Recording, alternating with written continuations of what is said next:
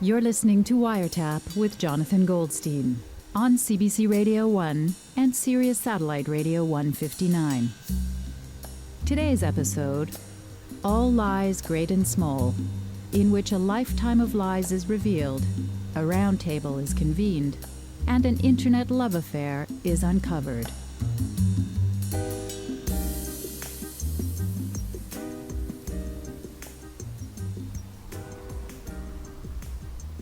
Oh my gosh, she's getting on. A couple of weeks ago, I was driving back from New York with my parents when my mother lets loose with this. I lie like a pro. You would never even know I'm lying. I sometimes believe my own lies.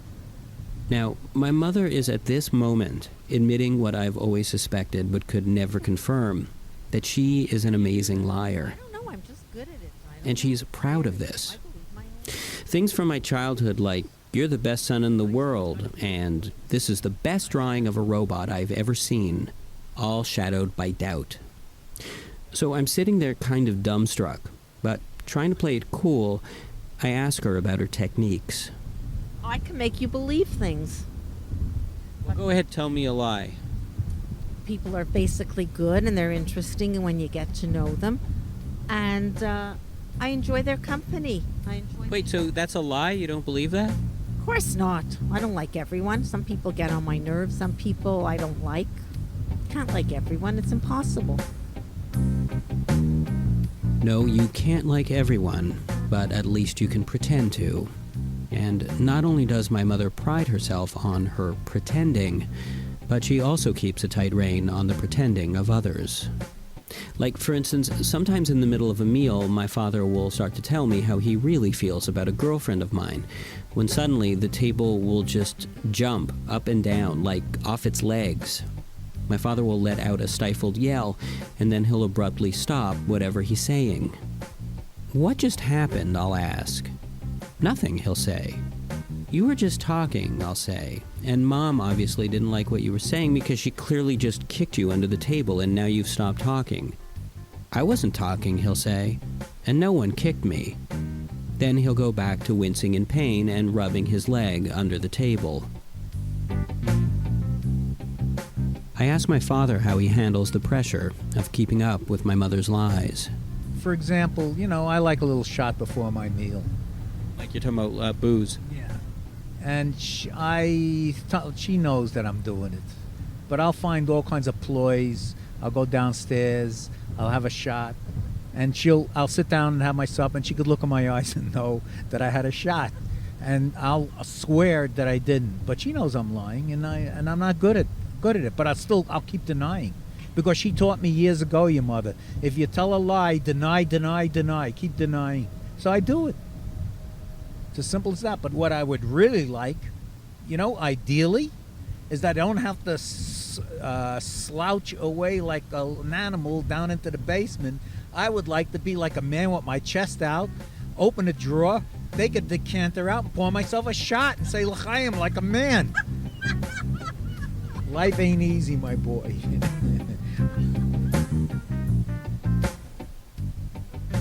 Life indeed is not easy. And that's why we invented lying, to make it just a little bit more bearable for ourselves and for others. Where would we be without "let's do lunch sometime" or "you haven't changed a bit"? And I think this is something from a very young age we just intuitively get. Man is called the speaking animal, but I would go so far as to call him the lying animal. True? Half true? A blatant lie? I decided to convene a round table to discuss. I figured, I have a radio show, why not start convening round tables? So, I did. I can't really remember last time someone did a bad lie to me. Okay, so I convened a round table of children.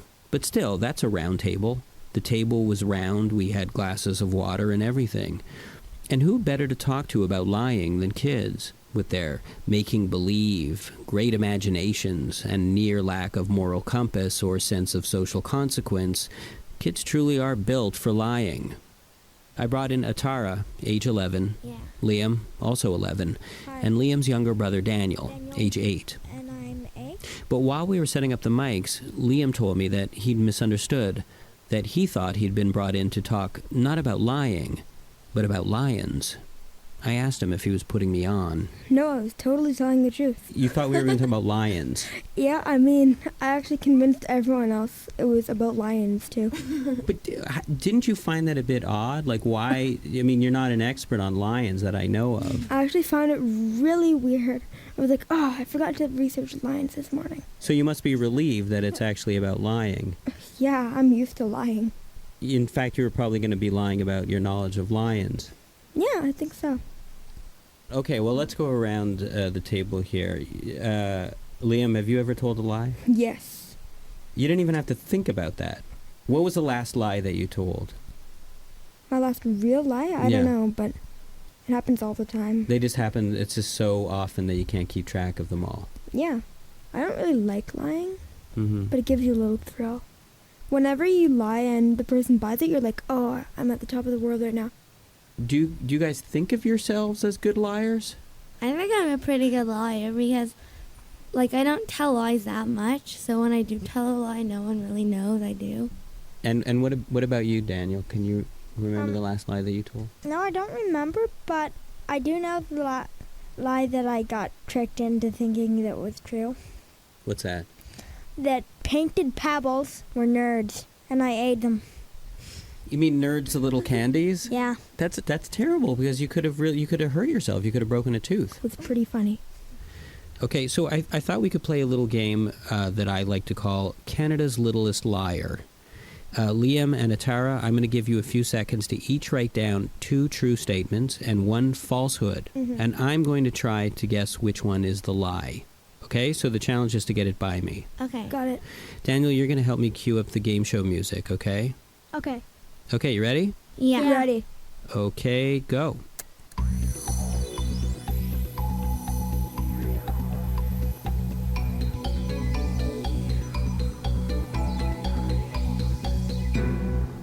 Okay, and time's up.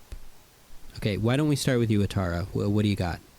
Number 1, my favorite singer is Justin Bieber. Mm-hmm. Our old car was white. Mm-hmm. And number 3 is me and my brother got stuck on a train alone in Switzerland. Okay, this raises some interesting points, I think, about lying. The last one, I find a lot of times people get needlessly complicated when they're telling a lie. So I think I'm going to have to say that the last one, the complicated one about being stuck on a train, was a lie. It's not a lie. Well, which one was a lie? My old car was white. It was blue. It's the old, such a simple kind of lie, you don't think it's going to be a lie. Thank Yeah. God. Do you think that girls are better liars than boys? I actually do. Because I find girls think more than boys about what they're doing. Because I wrote one that was true and it was, really long and complicated, so you would think that it's a lie. So you faked me out. Yeah. So you were already one step ahead of me. You were thinking, I knew you were This going to choose doofus. that one. okay, I fell right into it. I fell right into the trap. All right. And Liam, Number 1. yes. As a child, I loved chicken, but I haven't actually had any in almost 2.5 years. As a child, you loved chicken, But I haven't had any in 2.5 years. and yet you haven't had any. Number 2. I like tomatoes. Number 3. I can do a backflip on a trampoline. Okay, you used to like chicken. That one sounded odd, but so odd actually that it seemed like it wasn't something that someone can invent. 2, you do like tomatoes. Say it again. I like tomatoes. I like tomatoes. Say it again. I like tomatoes. How many times do I need to repeat I like this? tomatoes. I like tomatoes. Okay, I believe you. I buy it.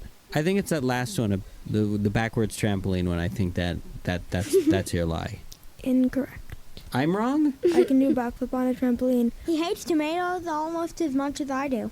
You guys, you don't like... Who doesn't like tomatoes? I don't know.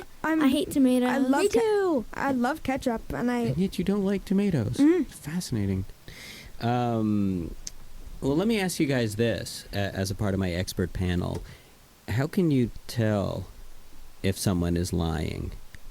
when you know someone well, you could tell if they're lying. I mean, like for Daniel, I can because we're related, so he tells the same lies as I did when I was his age. Like, what happened? He always kind of gets nervous, and whenever you say, I'm sorry if I'm embarrassing you, but whenever you say, I washed my hands, I know it's not true. I washed my hand? Uh-huh. Because he's, according to your theory, he has never washed his hands once. He washes his since hands birth? like once every 2 days. It's gross. Yes, I do. Well, you know what? I think this this whole panel confirmed what I already thought I knew coming in, is that kids are great liars. I think you're right. Thank you guys all for coming in. It's a pleasure. Welcome. Thanks for having us on the show. Oh, well, thank you very much, Daniel. You'll have to forgive me if I don't shake your hand.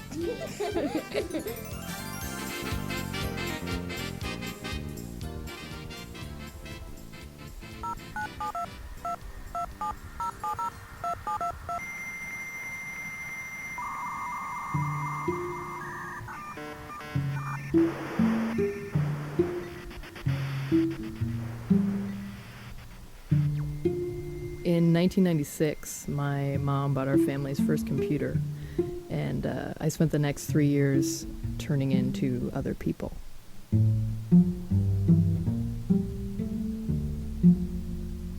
I was 11 years old, and I had just started middle school. I had hair down to my waist that I wore in a ponytail with a middle part, and giant kind of Sally Jesse Raphael glasses that dwarfed my face. And I didn't have a lot of friends. Kids called me Cyclops because I had a lazy eye, and it was just unpleasant. Every day it was rough. And I remember one time I tried to take the initiative, and I spoke to my teacher, and I said, listen, these kids are teasing me every single day. You got to do something. And the first thing she says is, Taylor, I know you want to be like them. I know that you're the child of a single mother, and your mom makes you take care of your little brother, and that must be hard. And I just got up and I went home. Every day was like that. It was like the kids were tormenting me and I had no allies. The teachers were completely oblivious. But then I discovered AOL chat rooms. I started checking them all out. There were tons of them in every imaginable category. As I went into each one, I noticed the same thing was scrolling across the screen each time. It was A/S/L, age, sex, location. And then people were responding with things like 16/F/Burbank. And that's when I realized that I could put anything I wanted. And I kind of have my fingers poised over the keyboard, and I realized that now is the time when I can not be 11 and not be super into overalls and be whoever I want. And so I type 35/M/Brisbane, Australia.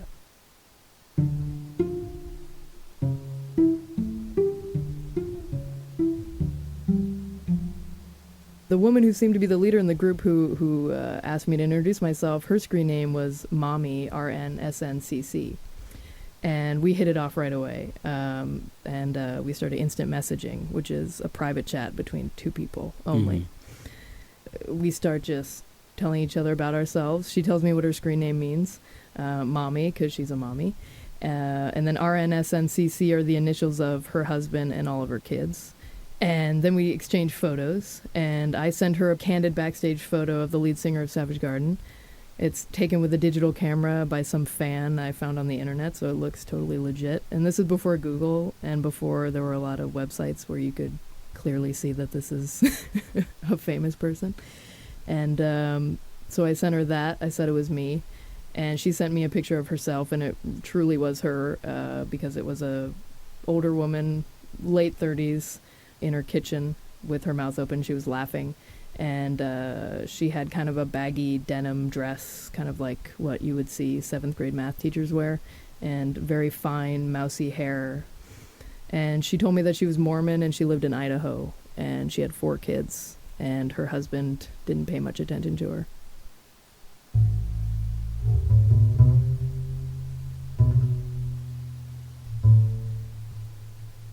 I was a single father. I had an estranged wife. I told her that I had 2 kids. They were twin boys. They were a year old.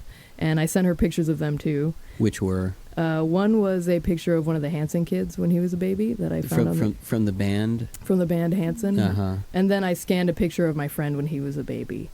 But they're fraternal twins, so it was cool that they didn't look the same.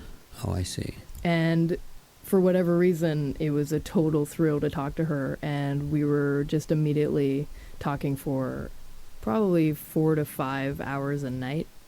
Every night? Every single night. And so I'd come home, I'd turn the computer on, and from maybe after dinner till 3 or 4 in the morning, we were talking every single day.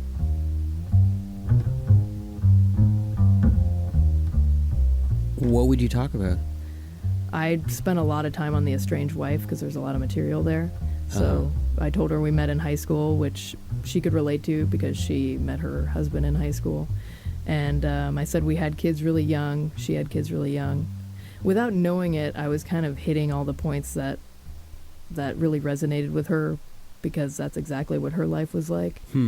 I was unhappy with my marriage. She was unhappy with hers. I felt like there was more to life than just being a single father. She felt like there was more to life than being a mother of 4 with a totally absent husband. But I mean, as an 11-year-old, what did you know about like having a relationship, let alone becoming disenchanted in that relationship? That's why it's so fabulous. I felt possessed. I felt like I really was this 35-year-old Australian man. I really was this guy.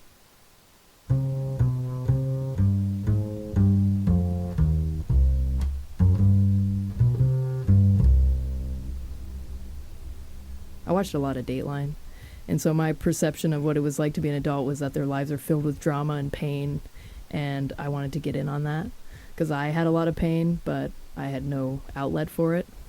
So I diagnosed my character with manic depression. So I had him go to the doctor, he gets diagnosed, and then I had to choose a antidepressant for him. So I researched all the antidepressants, and I decided that Wellbutrin was a pretty good one because the side effects were mild. So when I would talk to her, I'd say things like, oh, today was rough. It's so hard raising 2 kids when you're nauseous and you have dry mouth. Because that was one of the side effects. Wellbutrin. Right. We talked about sex too, which was super stimulating for me because I was 11, and I would tell her things like I took a woman on a date and we had a couple glasses of wine at my place and we were holding hands, and then we took a shower together.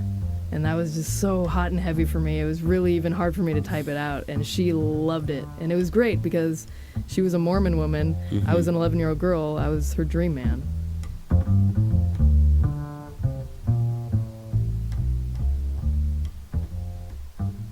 You referred to him as a character. Is that how you thought of him at the time? No, I thought of him as part of me. Whenever I had an actual problem in my life, I would just channel it through my character. If I couldn't get a boyfriend in 8th grade because I had a lazy eye and giant glasses and a lot of acne, I would channel that into the fact that my 35-year-old character couldn't get a date because he had to take care of his 2 young kids, and he just didn't have time, and he didn't feel sexy anymore, and he was, And she would respond with the kind of empathy that I needed to hear, but I was too ashamed to actually talk to people in my real life about my problems, so I could get this kind of, it was this bizarre, she was a mother and she was in her late 30s, so she was about the age of my mom, who I didn't really feel comfortable talking to about things. So when I came home and I saw that I had this like portal to another world, it was this huge release, and it was for some reason exactly what I needed.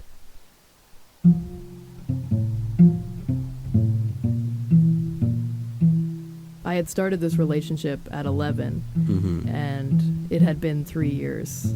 3 years you kept this up? Like, I was almost 14.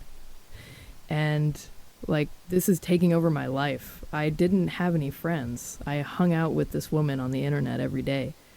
At this point, it was getting too close. I mean, she was saying stuff like, I hope my daughter marries one of your sons. And she wanted to talk to me on the phone. Right. I had to take a break. So I came up with a visit to see my estranged wife. My kids were getting older. She wasn't calling. She wasn't a part of my life or their life. I sent her pictures. She didn't reply. It was almost as though she didn't exist. Yeah. Yeah.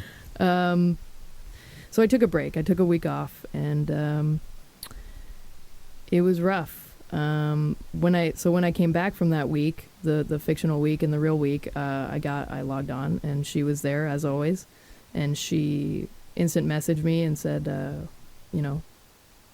have you been? And I said, not great. And we talked for about 4 hours about the meeting with my estranged wife, who I feel like she's bipolar. She had emotional and psychological problems and just manipulative. And we were so young when we met. I, head over heels for her. And now I could see what the monster that she'd become, And we were talking for hours, and I logged off. I think the sun was coming up, and I kind of dragging my feet up the stairs to my bedroom, which, by the way, was pink and had hardboard or wallpaper. So I went up to my room, and I got in bed, and I just had this tension in my chest, and I was going through what I had been telling Mommy about my estranged wife. And when you're a kid and you make a fist, and then you kiss it, because it's kind of like a mouth. Uh-huh. So I kind of did that, and I was having an argument with myself, but my estranged wife. So I was saying, I can't believe you're doing this to me. What about our kids? And then she would say, I love you, but I can't not hurt you. And then I kind of brought the fist up like it was her and kissed her, and then I collapsed back onto my bed. And I was actually crying. I was having this argument, trying not to be loud, but I was crying, and then I passed out. And the next day I woke up and I was like, where do you go from that? What's after that? I mean, where do you go as a person when you're having a fake conversation with yourself in your childhood bedroom, crying, and you're almost 14 years old, and you're kissing your hand like it's your estranged wife in Australia? You're channeling some childhood sadness and fears and anger, and it's coming out. Why is it coming out this way? And why is that your release? And why don't you have a boyfriend? And just a lot of questions, that I didn't want to answer. I just felt physically dirty. The thought of going on the computer and talk to her, it could never be the same as it was. And so I logged into the screen name that I had been using to be this character, and I deleted everything.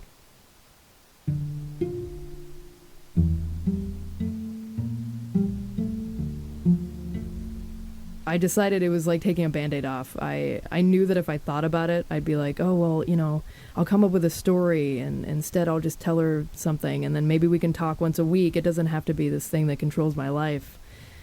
But I couldn't be like that. I had to just get out. Did you consider just telling her the truth?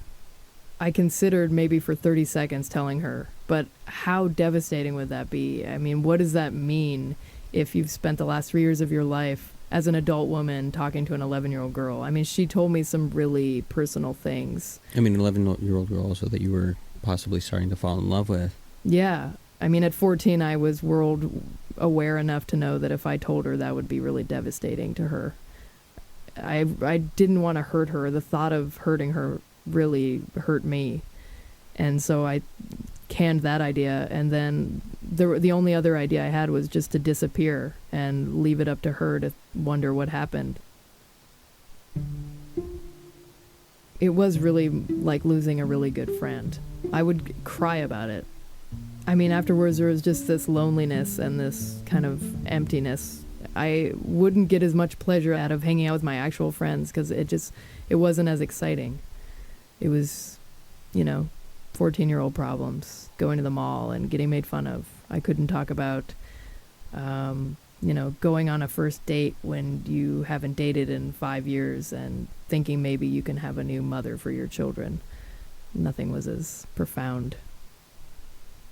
The relationship I had with Mommy was, even though on the surface it was not real, the feelings that I injected into the story were real. And I think that's why she bought it for so long, is that it wasn't me making up this fantastic story about being a man and being a father.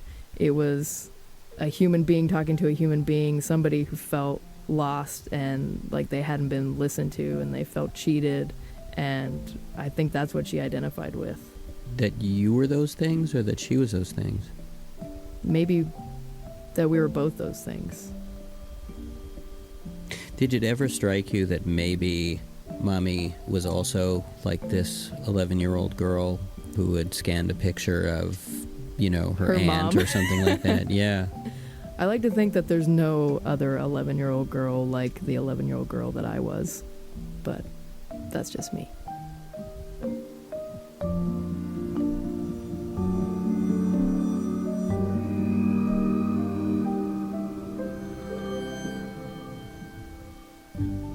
On Wiretap today, you heard Buzz and Dina Goldstein, Daniel and Liam Jewers-Smith, and Attara Laor.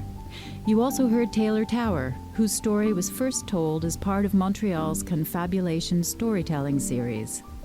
Wiretap is produced by Jonathan Goldstein, with Mira Burt-Wintonic and Crystal Duhame. Subscribe to the free podcast at cbc.ca/wiretap, where you can also download the latest Wiretap ringtone.